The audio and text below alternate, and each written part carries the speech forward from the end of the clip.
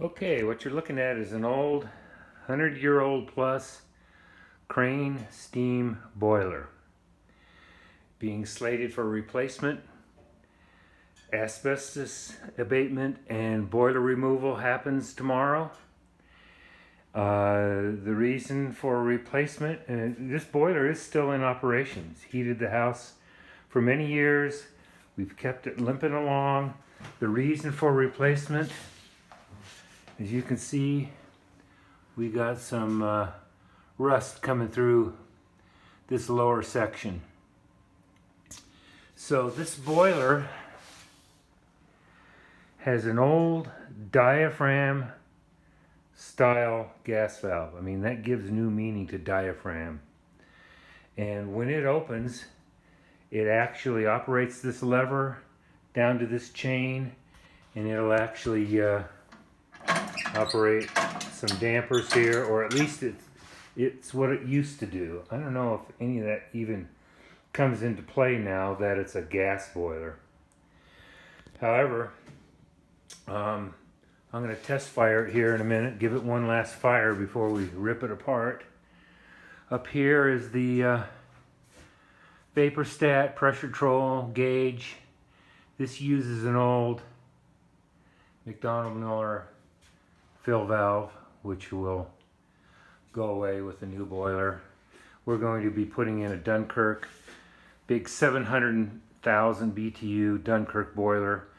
Clocking the meter, this burns about 650,000. Now, granted, that is a mile high here in Denver as far as elevation. So everything's, 20% bigger basically than at sea level. Here is the McDonald-Miller 67 low water cutoff. And here we have 4 outlets out of this boiler into this big massive header. And then it comes out the top of the header, equalizer over there, which goes down. And then it comes out the top through this big massive valve, which, if it works, I'm going to leave that valve on there and simply tie into the piping underneath. I think it's 4-inch piping, but I can't confirm that until we get all this insulation off, some of which is asbestos, some of which is fiberglass. The asbestos that they found mostly is under the jacket. So all that's got to be abated, and that's all happening tomorrow. Flue pipe.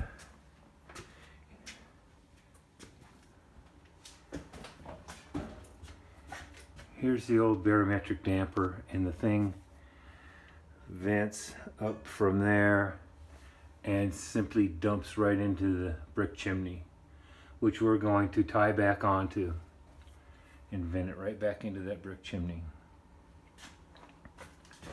So what I want to do now, we'll see if this works, is open these doors. You can see the big massive flue passages. Let me see if I can get a light. Goes way back in there. And here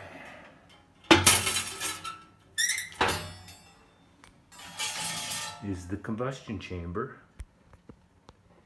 And that goes in, 4 or 5 feet back into there.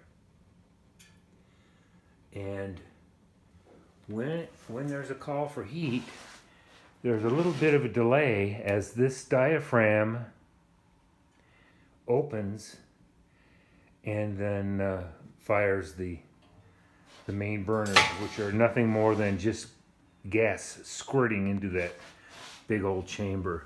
You might even be able to see, there's the big pilot light, which is enough to heat most houses. So let's see what happens when I hit the switch, see if we can get it to fire up.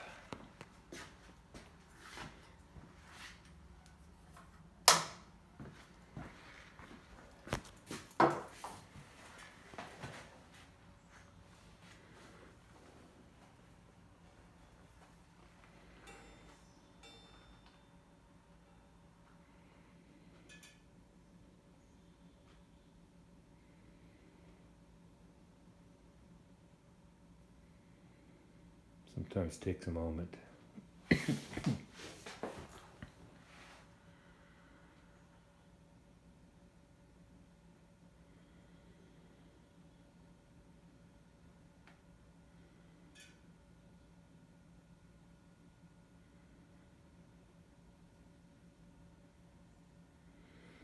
We're going to try and save these doors for the homeowner.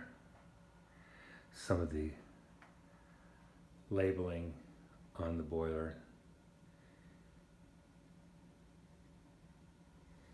There's the old burners. It's way down in this pit, which is kind of interesting.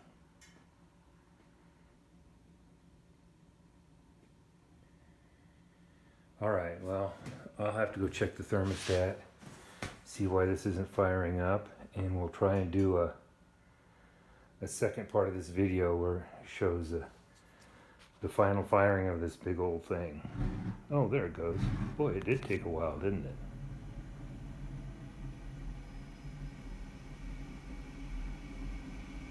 So there we go.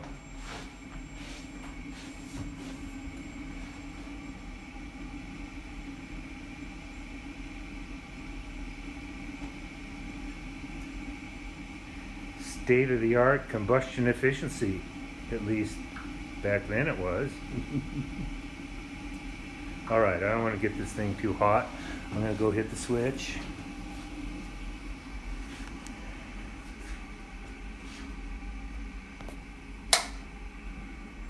There we go. All right, now I'm going to proceed to drain this boiler, get it ready for the boiler busters to show up tomorrow. And when we come back, should just be a big hole in the floor, which we will proceed to fill with concrete, pour a little raised pad for the new boiler, and get it ready for install.